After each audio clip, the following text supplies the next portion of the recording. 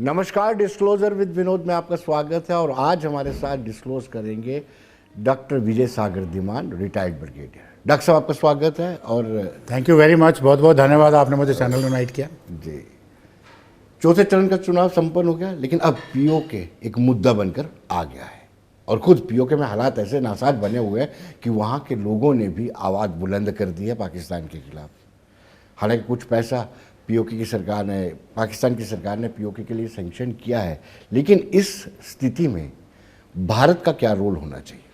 जी, तो ये जो बात है, ये डेफिनेटली एक चुनावी मुद्दा बन चुका है, इसमें कोई बात नहीं है। और बनना क्यों नहीं चाहिए।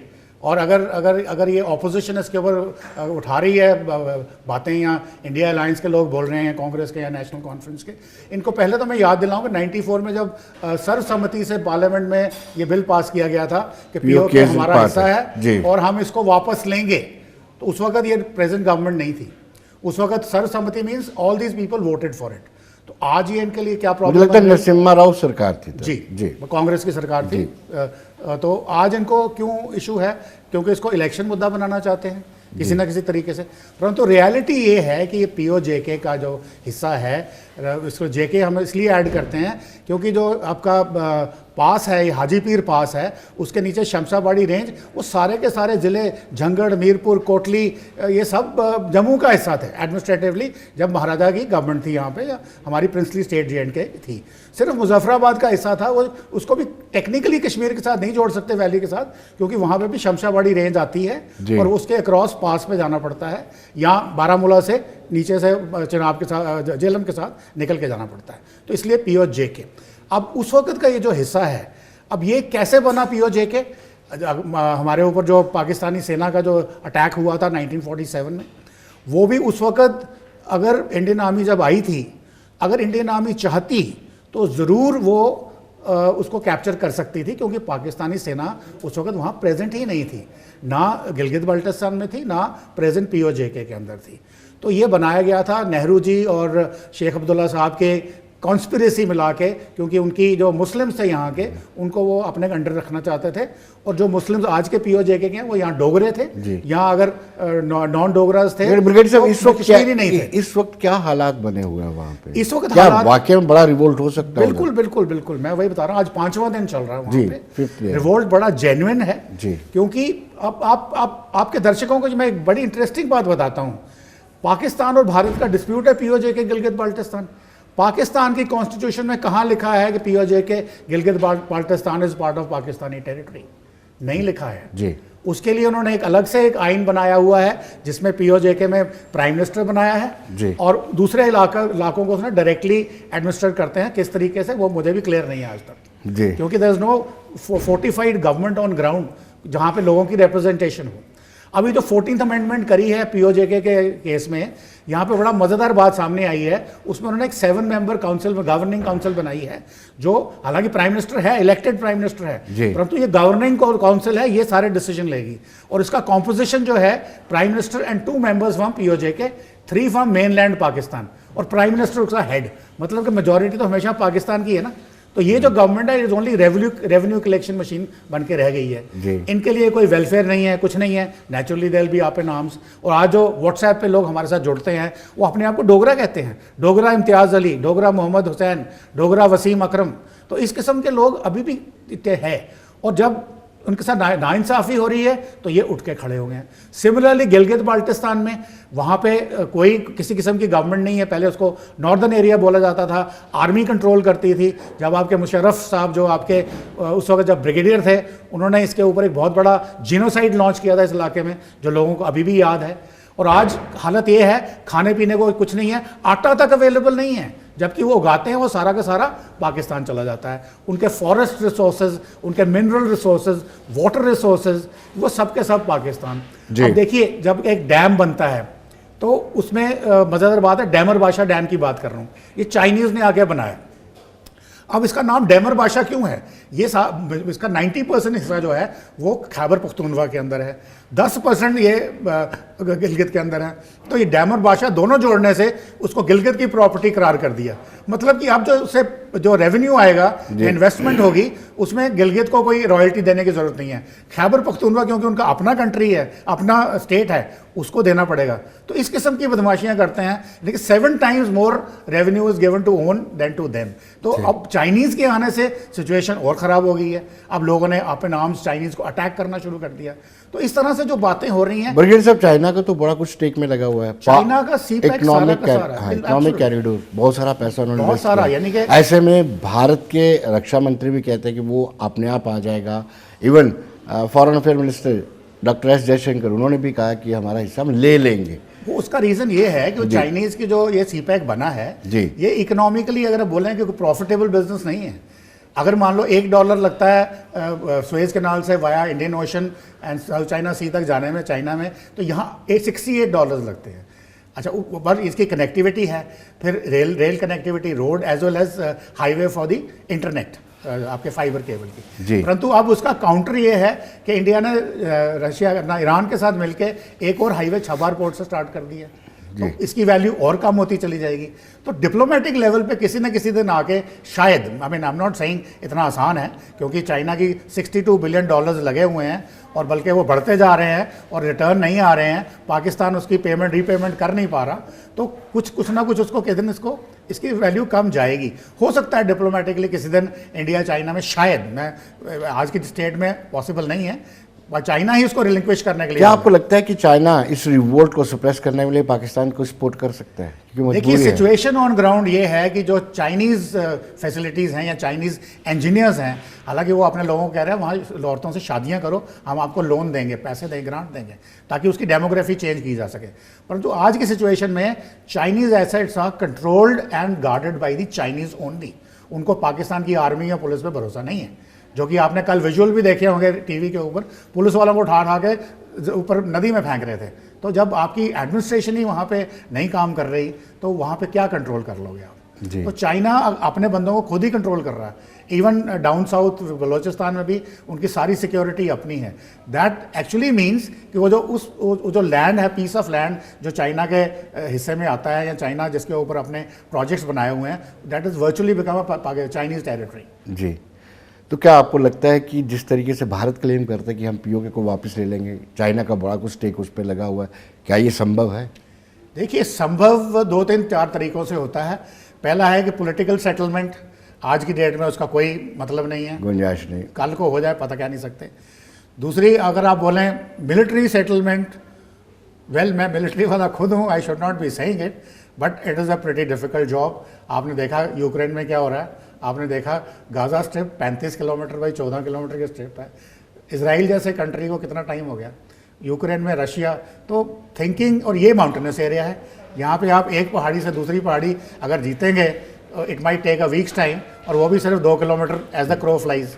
तो वो भी मुझे थोड़ा गड़बड़ लगता है। और डिप्लोमेटिक लेवल पे जब तक कोई सीरियस चीज़ ना हो, जो आज की डेट में समझ में नहीं आ रही है कि भाई चाइना रिकन्सिलेटरी मोशन में आ जाए। हालांकि कुछ जानकार ऐसे हैं, उन्होंने बोलना शुरू कर दिया है कि चाइना के पास एक ही विकल्प बाकी है अमेरिका को काउंटर करने का, कि भारत से वो दोस्ती कर ले जी, और एक ऑल्टरनेटिव रूट और निकाल ले थ्रू इंडिया इनटू रशिया और erstwhile Commonwealth of Independent States of Russia into China as well as Central Asia. वो एक बात, ये मैं पिछले 1-1.5 महीने से कुछ बड़े बड़े फोरम्स में, दिल्ली में, थिंक टैंक्स में ये बात सुनने में आ रही है, और बताया ये जा रहा है कि ये चाइनीज़ की तरफ से प्रपोजल है। नॉट प्रपोजल, मतलब कि इट इज़ एक आइडिया जनरेट किया जा रहा है, उसकी वॉर गेमिंग हो रही है, ब्रेनस्टॉर्मिंग हो रही है, कि वो भी एक ऑप्शन चाइना के लिए बनती है। तो इस तरीके से हो सकता है, बट अदरवाइज़ मेरा ये मानना है कि हमें क्लेम छोड़ना नहीं है, इसको हम बनाए रखेंगे। आफ्टर ऑल ज्यूज भी कम से कम कितने 1000 साल के बाद वापस आए अपने कंट्री में, 1948 में अपनी स्टेट बनाने के लिए, तो हम भी कभी वापस ले लेंगे इनको। और आज यहाँ पे उनकी जो रिवोल्ट है, अगर वो रिवोल्ट करके पाकिस्तान की गवर्नमेंट को बिल्कुल निष्कर कर देते हैं और इंडिया से हेल्प मांगते हैं, और इंडियन फोर्सेस जाने को तैयार हो जाती हैं, जो काफ़ी डिफिकल्ट पोजीशन है, जो जियोपॉलिटिकल हालात आज के हैं, यूनाइटेड नेशंस की बात चल रही है, it's quite a far-fetched thing, but it is still a reality, it is still a possibility, I would say. जी, वहाँ पर बेसिकली आटे को लेकर के और पार टैरिफ को लेकर के ज़्यादा संघर्ष हुआ। ये वजह यानी आर्थिक तौर पर पाकिस्तान इतना कमज़ोर कैसे हुआ? क्या कहते हैं कि डिमोनेटाइजेशन भी इसका एक कारण था?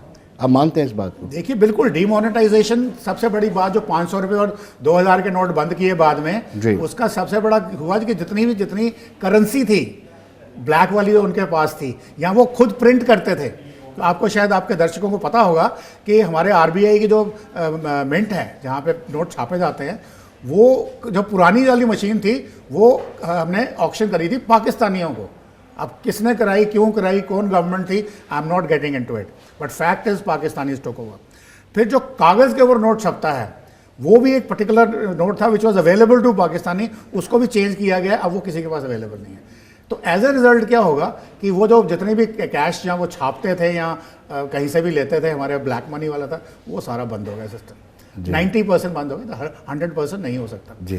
दूसरा, आपने पावर टैरिफ की जो बात करी है, अब पावर जनरेशन सारी इन इलाकों में हो रही है, क्योंकि सिंध और जो झेलम दरिया है, मंगला डैम है, डैमर बादशाह डैम की बात कर रहा हूँ, या और छोटे छोटे 5-7 मेजर डैम्स हैं, they are generating electricity in Gilgit Baltistan and POJ पर वो इलेक्ट्रिसिटी सारी जा रही है पाकिस्तान को।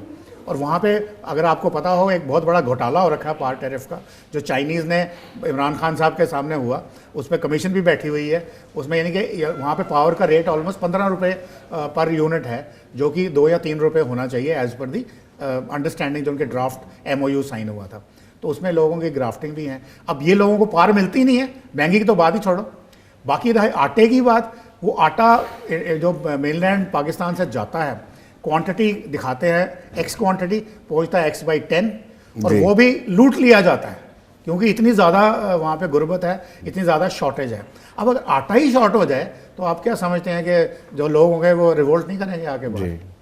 क्या आपको लगता है कि डिमोनेटाइजेशन के बाद टेरर फंडिंग में भी थोड़ा असर पड़ा है? 100%।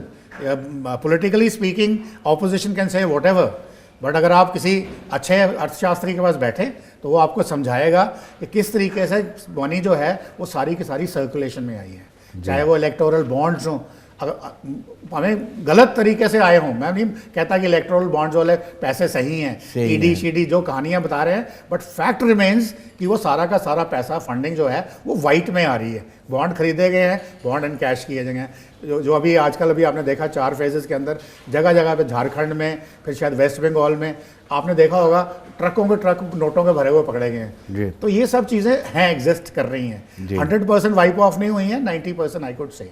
और उसके बाद जो फंडिंग हो रही है, खर्चा हो रहा है, that is all in white, क्योंकि आप बॉन्ड्स के हिसाब से खर्चा कर रहे हो जी। लेकिन जिस तरीके से पॉलिटिशियंस राजनीतिक अपने मुफाद के लिए डिमोनेटाइजेशन को गलत बताते हैं, आप उन पॉलिटिशियन को क्या सलाह देंगे, क्या सलाह देंगे? सलाह तो मैं कुछ नहीं दूंगा, कारण ये है क्योंकि ये जो बातें ये पॉलिटिशियन ऑपोजिशन वाले बोल रहे हैं जी, खुदा ना खास्ता कल को बीजेपी ऑपोजिशन में आएगी तो वो भी यही लैंग्वेज बोलेगी। तो इसलिए मेरा ये इनको सलाह देना, तो मैं खुद सोचता हूँ कि मैं बेवकूफ़ हूँगा अगर मैं सलाह दूंगा। ये सेट पैरामीटर्स हैं, ये उनके ऊपर चलेंगे, परंतु मैं सिर्फ सलाह दूंगा वोटर्स को। मैं कहूँगा इनकी बातें मत सुनो। अगर ये बात कुछ बोलते हैं, जैसे अभी बहुत सारे कंट्री हैं यूरोप में, मैं किसी से बात कर रहा था, वो कहते हैं कि जब एक पॉलिटिशियन को स्टेटमेंट देता है, as a voter before I react to that मैं गूगल चेक करता हूँ स्टेटमेंट को। हमारे यहाँ तो इस किस्म की अवेयरनेस तो है ही नहीं जी। हम तो कहते हैं भाई एक्स आदमी हमारा नेता है, वो सच कहे झूठ कहे, वो ही हमारा खुदा है, वही हमारे राम है, वही हमारे रहीम है, वही हमारे जीसस हैं, तो हमने उनकी बात माननी है। ये एक गलत एटीट्यूड है। उसके बाद दूसरी बात पॉलिटिशियंस की, मैं एक बड़ी इंटरेस्टिंग बात बताता हूँ। एक सरदार जोगिंदर सिंह हमारे बुजुर्ग हैं, मैं उनके पास बैठा हुआ था एक दिन, तो उन्होंने मुझे बोला, बेटा एक किताब है जो शायद 500 साल पहले लिखी गई थी, उसमें लिखा गया था कि भाई कि जो भी पॉलिटिशियन हो वो जनता के साथ वायदे पे वायदा करता चले, क्योंकि वायदा पूरा करना ज़रूरी नहीं है जी। तो ये उन्होंने मुझे बोला कि देखो 500 साल पहले भी ऐसा था। तो मैंने जब गूगल किया, वो किताब थी रोमन एरा की 300 BC के अंदर, यानी कि 2300 साल पहले भी यही बोलते थे कि वादे करते चलो, पूरे करने की ज़रूरत नहीं है जी। तो इस तरह से जनता को मेरा ये सलाह है कि खुद इसको क्रॉस चेक करो देखने के लिए। और उसके साथ जनता की प्रॉब्लम नहीं है। मैं कहता हूँ जी बड़ी प्रगति हुई है, वो कहता है जी क्या प्रगति हो, दिखाओ मेरे को।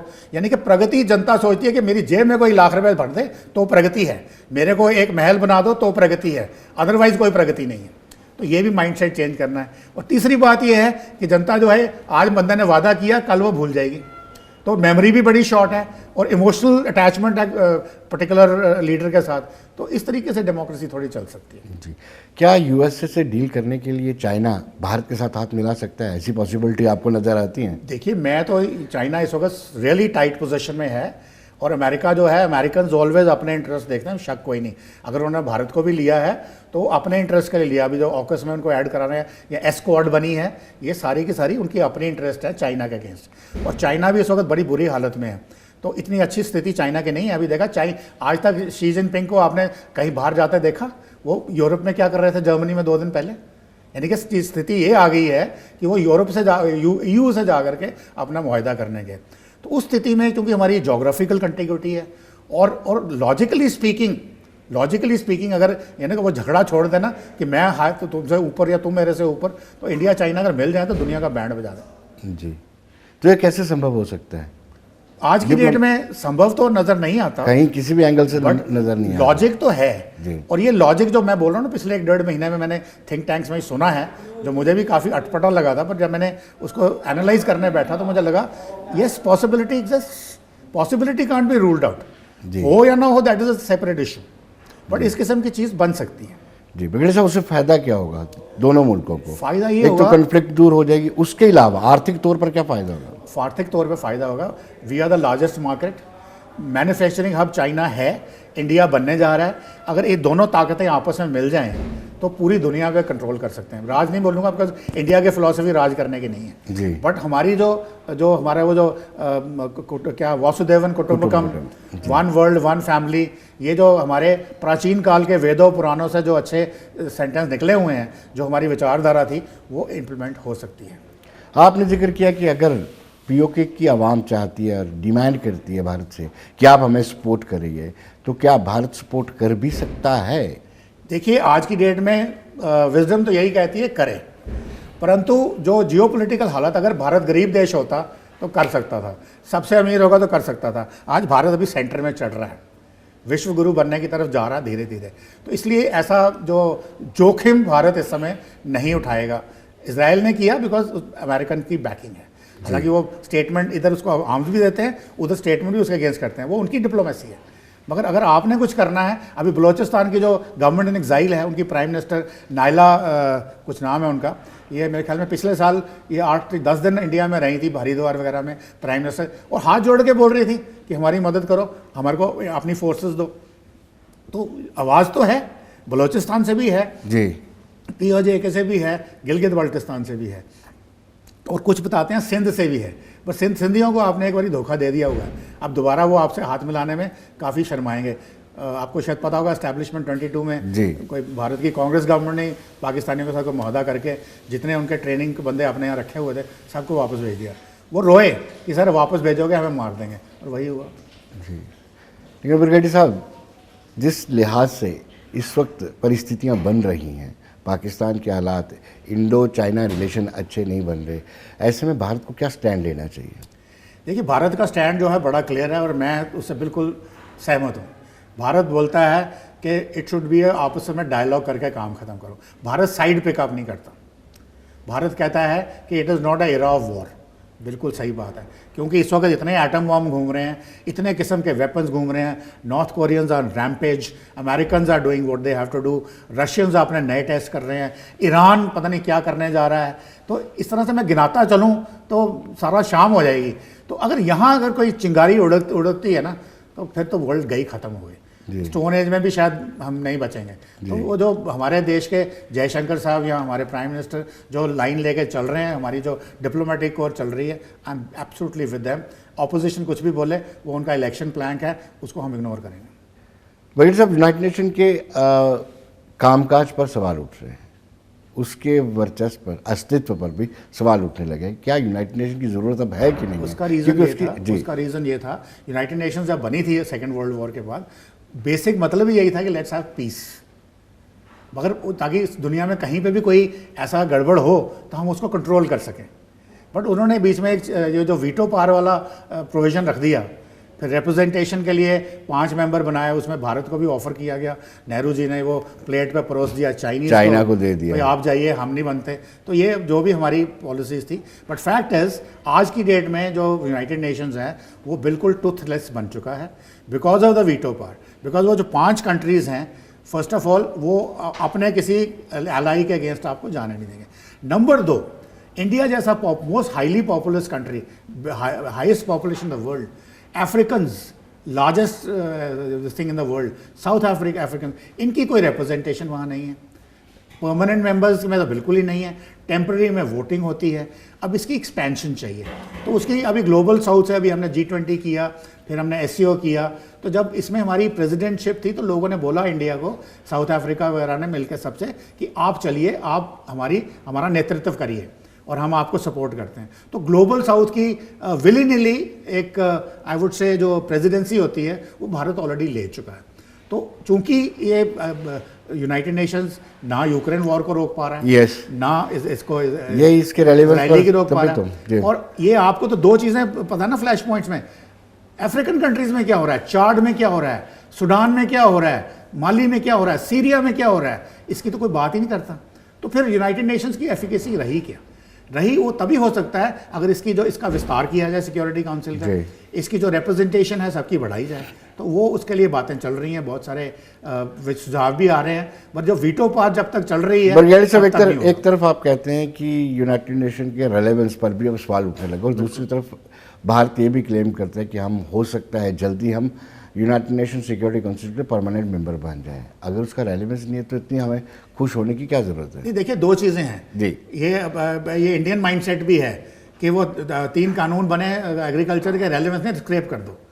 Where as attitude should be कि अगर उसमें कुछ खराबी है उसको निकाल लो, उसको और सुधार करो। आप एजिटेशन कर रहे हो, गिव सजेशंस, वो तो आपके पास है नहीं।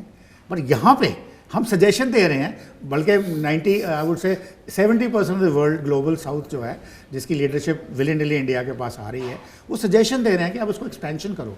हमें भी अधिकार दो कि हम जब डिस्कशन करें तो हम भी बताएं कि भाई क्या होना चाहिए, क्या नहीं होना चाहिए। अगर चैप्टर 7 लगा के किसी को कंट्रोल करना है UN चार्टर का, तो वो हम बताएंगे किसको उसको करना है। पीस कीपिंग करनी है तो हम बताएंगे। आप किसी के ऊपर थोपो मत ना किसी चीज़ को। यहाँ अगर कोई बचाने जा रहा है, अभी दुनिया भर में एंटी सेमेटिक प्रो पैलेस्टीनियन हो रही हैं, प्रदर्शन हो रहे हैं, तो आप क्या कर रहे हैं? अगर आधी दुनिया भी एक साइड हो चुकी है, फिर भी इजराइल को तो नहीं रोक पा रहे, उसका रफा ऑफेंसिव फिर भी जा रहा है, तो फिर क्या फ़ायदा? वो इसीलिए जा रहा है क्योंकि जब भी वो कोई करते हैं सीज फायर की बात, तो अमेरिका उसको वीटो कर देता है। बरगयाड़ी साहब, पोल परसेंटेज बढ़ा कश्मीर में, 5 अगस्त 2019 के बाद पहला लोकसभा चुनाव था, बड़ा है। इसको आप क्या देखते हैं? क्या ये सिक्योरिटी फोर्सेस का या फिर एजेंसीज का एक रोल है वहाँ पे पीस? देखिए, पीस तो डेफिनेटली है, opposition can say what they want to, but from military point of view peace is definitely there. और जो मैं दौरे करता रहता हूँ इन जगहों के, यूथ से मिलता हूँ, उन्होंने भी बोला है कि हमें समझ में आ गई है कि बुरहान वानी जैसा बन के गले में गन लटका के AK-47 उससे कोई बंदा बड़ा नहीं बनता, और अगर टेररिस्ट बनते भी हो तो 3 या 4 हफ्ते ज़िंदगी उससे ज़्यादा है नहीं। बाकी आपके भाई भतीजों की प्रॉपर्टीज जब्त कर ली जाएंगी, यानी कि तबाह हो जाओगे। तो इस और on the other hand India में जो इतनी डेवलपमेंट हो रही है, we should be part of that. तो वो सेंटिमेंट आ चुका है। अब जहाँ रही वोटिंग की बात, तो मैं श्रीनगर में 3-4 अपॉइंटमेंट्स कर चुका हूँ, काउंटर इंसर्जेंसी, यूनाइटेड नेशंस की भी। तो मैंने वहाँ देखा था पोल परसेंटेज, इनफैक्ट वो जो अपना गुप्कार रोड वाला पोलिंग स्टेशन है, अपने उसको बरजो कौन सा स्कूल का नाम भूल रहा हूँ मैं जी, वहाँ पे मैंने सारा दिन मैं खड़ा रहा वहाँ पे यूनिफॉर्म में, तो मुझे नहीं लगता वो 1 या 2% वोट हुआ था। फिर शाम के 5:30 बजे मुझे याद है, बर्फ़ भी गिर रही थी उस दिन, 5:30 बजे मैंने देखा वो ठप्पे लग रहे हैं। और चूँकि मेरे पास भी एक CRPF की कंपनी मेरे अंडर कमांड रहती थी, तो मैं पूछा क्या हो रहा है, कहता सर बताया गया हमको लगाओ। तो तब भी 12, 13, 14% आती थी जी। आज 39% आई है। I am sure kudos to Kashmiris. अब वो जीते कोई भी, उसकी मुझे परवाह नहीं है, बट कम से कम उन्होंने आके भारत की जो कॉन्स्टिट्यूशन है, भारत की जो इलेक्शन प्रणाली है, उसमें विश्वास दिखाया। बड़े साहब, क्या आपको लगता है कि ये इंडोर्स किया है 5 अगस्त 2019 के फैसले को? मेरी खबर है वो तो यही कहती है, बट आपके जो पॉलिटिशियंस के बयान हैं वो उल्टे आते हैं जी। लोग कहते हैं भाई 370 हटा तो सांस लेने की तो टाइम मिला, नहीं तो अभी तक तो डरे डरे रहते थे। कोई बंद काल नहीं है, कोई स्नो पेल्टिंग नहीं है, कोई शटडाउन नहीं है, कोई कर्फ्यू नहीं है। अभी भी जो पॉलिटिकल पार्टी ये कहती है कि मैं 377 हमको वापस दिलवाएंगे, वो क्या मिसलीड कर रही हैं पब्लिक को? देखिए, आज की ही बात है, सुबह हमें एक सुप्रीम कोर्ट के लॉयर, नाम नहीं बताऊंगा उनका मैं, उन्होंने केस लड़ा था अगेंस्ट 370 हटाने का, यानी कि गवर्नमेंट के अगेंस्ट थे जी। तो आज वो हमें आज मिले जनरल गोवर्धन सिंह जमाल के घर में, पूछने आए थे कि भाई मैं जानना चाहता हूँ जम्मू कश्मीर के बारे में। बड़ा मज़ा आया उनकी बात सुन के कि वो जिन्होंने केस लड़ा 370 के लिए, उनको 370 की बैकग्राउंड ही मालूम नहीं है। वो हमको पूछ रहे थे कि डोगरों के साथ क्या हुआ, 370 कैसे लगा, 31 में क्या हुआ। तो जो आदमी केस लड़ रहा है वो आज कहता है मैंने गलती कर दी वहाँ लड़के। तो इसका मतलब जो fundamentally that was a wrong thing, not even against Jammu वाला, even against Kashmiris. It was being exploited by few families, और वो अपने कॉफर्स भर रहे थे। अब मुझे नहीं पता, एक स्कूल मास्टर जो स्कॉलरशिप पे, महाराजा हरी सिंह की स्कॉलरशिप पे जाके अलीगढ़ यूनिवर्सिटी में एमएससी करके आता है और स्कूल टीचर की नौकरी पाता है, डिडंट गेट दिस थिंग, और वो जो भी करता है, आज उसके वंशजों के पास हज़ारों, 10,000, 20,000 करोड़ कहाँ से आए हुए हैं जी। तो इसका मतलब 370 जब गया तो लोगों को भी अब समझ में आ गया कि यार हमें अभी तक बरगलाया जा रहा था। इतने बेवकूफ़ तो नहीं कश्मीरीज, उनका भी काफ़ी इंटेलेक्चुअल बेस हाई है। वो कुछ थोड़े से जो पिछड़े लोग हैं, जो बिकॉज ऑफ जोग्राफिकल रीजंस, वो थोड़े से कम समझते हैं। जी बघेल साहब, बहुत बहुत शुक्रिया आपका। थैंक यू सो मच, बहुत बहुत धन्यवाद। तो दर्शकों, बने रहिए देश दुनिया की खबरों के लिए और मुझे दीजिए इजाज़त। नमस्कार।